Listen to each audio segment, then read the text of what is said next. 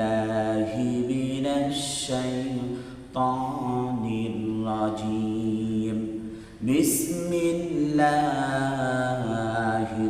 রাহমানির রাহিম ওয়া ইযা قاموا إلى الصلاة قاموا كسالى يراءون الناس আল্লাহ পাক বলেন মুনাফিকদের নামাজ শৈথিল্যতার সাথে তারা নামাজ আদায় করে।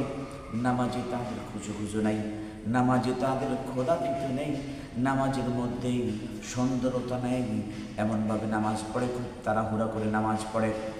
আল্লাহর নবী সাল্লাল্লাহু আলাইহি ওয়াসাল্লাম বলেন, ক্বালা রাসূলুল্লাহ সাল্লাল্লাহু আলাইহি ওয়াসাল্লাম মান তারাকা সালাতা মুতাআম্মিদান ফাকাদ কাফারা কামাদ্দিন, যে ইচ্ছা করে নামাজ ছেড়ে দিল সে কাফের হয়ে গেল।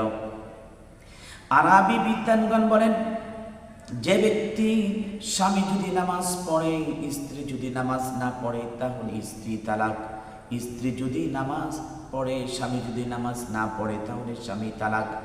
নামাজের এত গুরুত্ব, এত মহত্ব বুঝিয়েছেন নবীজি মুহাম্মদ রাসূলুল্লাহ সাল্লাল্লাহু আলাইহি ওয়াসাল্লাম। তার কাছে একজন সাহাবী আসলেন,